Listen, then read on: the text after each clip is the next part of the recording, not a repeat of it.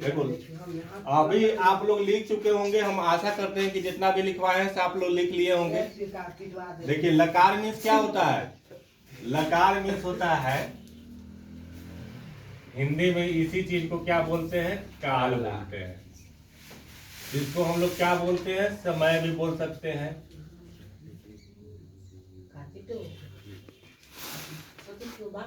देखो लकार हम किसे कहते हैं? जिससे किसी काम के वर्तमान, भूत या भविष्य में होने का बोध है उसे हम क्या कहेंगे? बोलिए, लकार कहते हैं। ठीक है। जैसे में देखो, मैं घर जाता हूं, इसका मतलब क्या होता है? घर जाता हूं तो कौन सा समय में जाता हूं? वर्तमान में जाता हूं कि भूत में जाता हूं कि भविष्य में जाता हूं? अभी जा रहे हैं तो वर्तमान में जा रहे हैं ना। ठीक है। जैसे मैं घर जा रहा था तो कौन सा समय में जा रहा था? अभी नहीं, पीछे वाले समय में, यानी कि भूतकाल में हम जा रहे थे घर, अभी तो नहीं जा रहे थे। ठीक है। जैसे मैं घर जाऊंगा तो कब घर जाऊंगा? मैं घर जाऊंगा तो कब घर जाऊंगा? भविष्य में जाऊंगा। ठीक है। मैं घर जाऊं, इसका मतलब क्या है? मैं घर जाऊं यानी कि किसी से अनुमति लिया जा रहा है। ठीक है।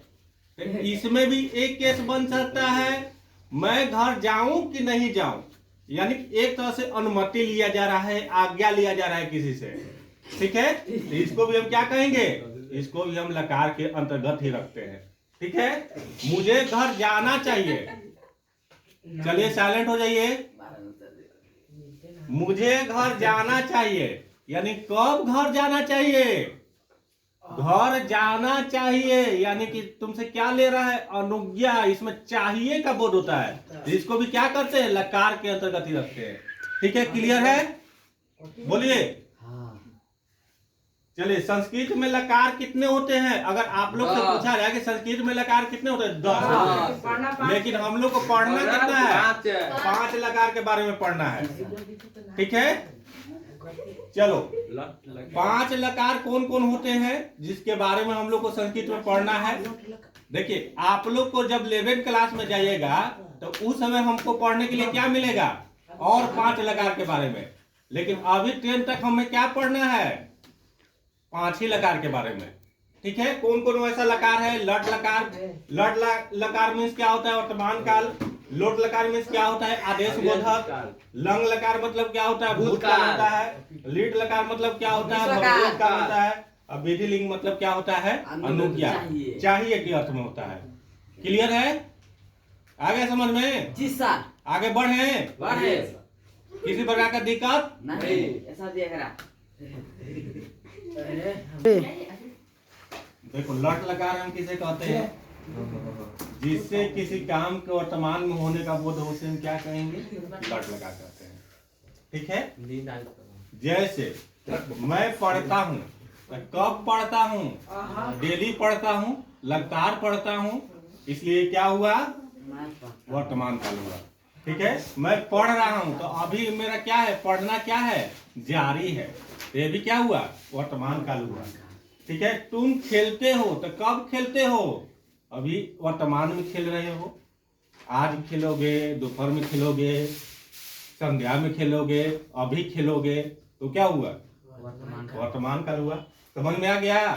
वह हंसता है तो कब हंसता है? अभी वर्तमान में हंस रहा है। ठीक है।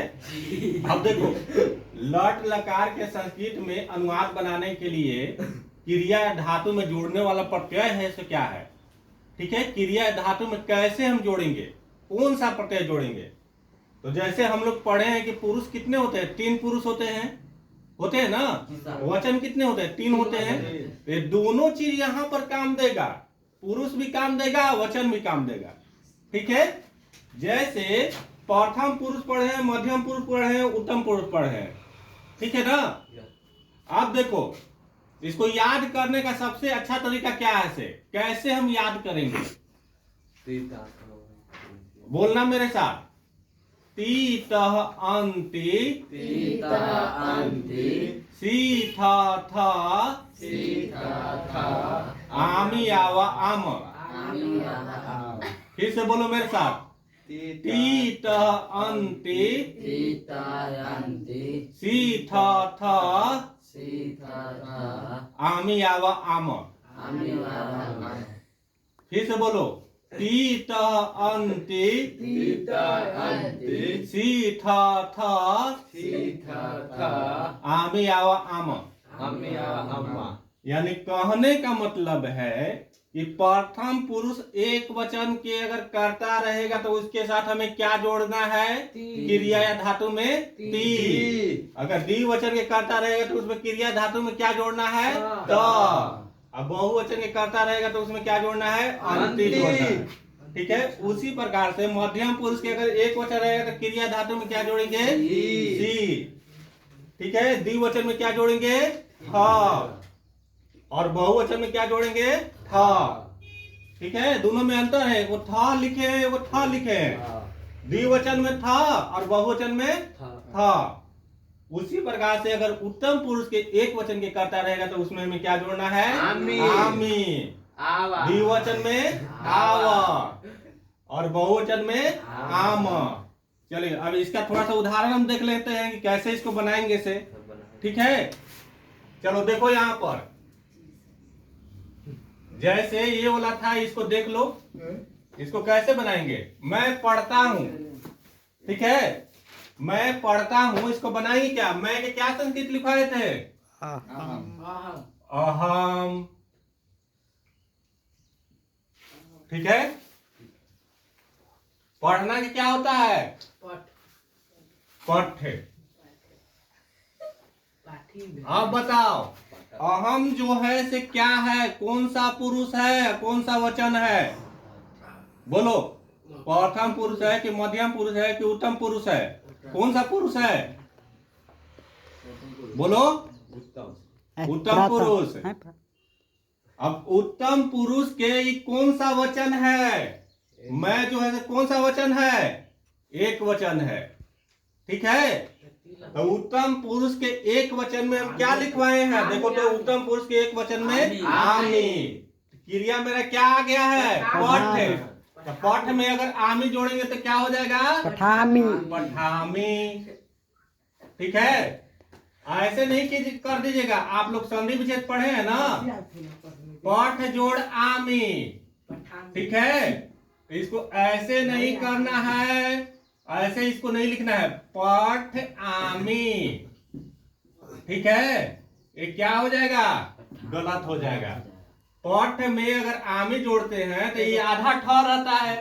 ठ में अगर आ जोड़ देगा तो क्या हो जाएगा? पूरा हो जाएगा। तो यही क्या हो जाता है? पठामी। बोलिए। पठामी। पठ जोड़ आमी क्या हो जाएगा? पठामी। ये जो था आधा, वो जुट के क्या हो गया? पूरा।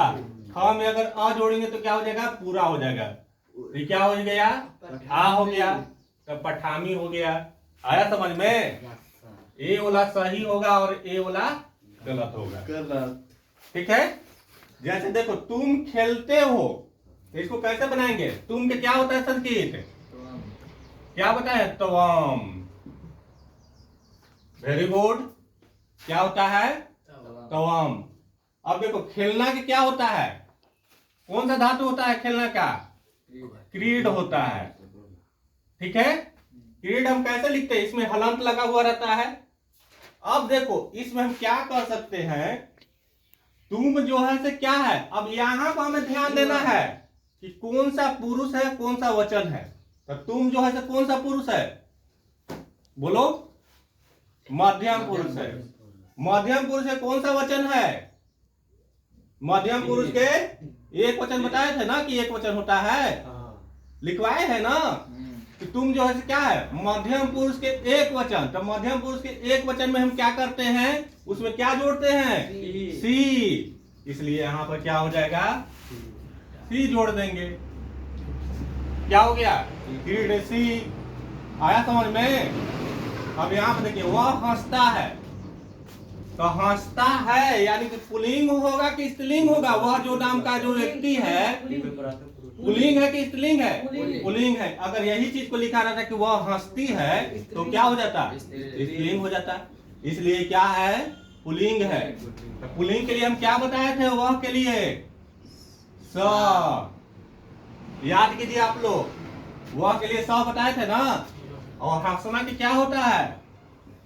हंस धातु होता है। अब देखिए वह जो है से कौन सा पुरुष है? प्रथम पुरुष है कि मध्यम पुरुष है कि उत्तम पुरुष है? प्रथम पुरुष। प्रथम पुरुष है। कौन सा वचन? एक वचन। तो एक वचन में क्या लिखवाए हैं? टी। इसलिए यहाँ पर क्या जुड़ जाएगा? हस्ती। हंसती। आया समझ में? अब देखो सीता गीत गाती है तो हम बोले हैं कि कोई भी अगर सीता जो होगा तो क्या होगा? स्त्री का नाम है कि पुरुष का नाम है? पहले ये बताइए। स्त्री का नाम है। तो स्त्री का नाम में हम क्या बताए थे कि उसमें नाम का ज्यों के त्यों लिख देते हैं। अगर पुरुष का नाम रहेगा तो उसमें विसर्ग लगता है। तो यहाँ पर क्या लिखेंगे? सीता के सीते हो जाएगा। ठीक है। यहाँ पर कर्म के जगह पर है, इसलिए यहाँ पर क्या हो जाएगा? गीतम। अब गाना के क्या होता है? गायन। ठीक है। कौन सा क्रिया होता है? गायन। सीता जो है कौन सा पुरुष है? स्त्री। बोलो। प्रथम पुरुष है कि मध्यम पुरुष है कि उत्तम पुरुष है? कौन सा पुरुष है? उत्तम। बोलो जी। प्रथम पुरुष है। तो प्रथम पुरुष में हम क्या बताएं? प्रथम पुरुष के एक वचन है तो प्रथम पुरुष के एक वचन में टी। इसलिए यहाँ पर क्या हो जाएगा? गायंती। आया समझ में सभी को? कैसे बनेगा से? प्रथम पुरुष अनुवाद बनाने के लिए आप लोग जान गए? लट लगा के बना लीजिएगा। घर से बना के लाइएगा। लिख लीजिए। लिखिए आप लोग। इसको मिटा दे। जय सर।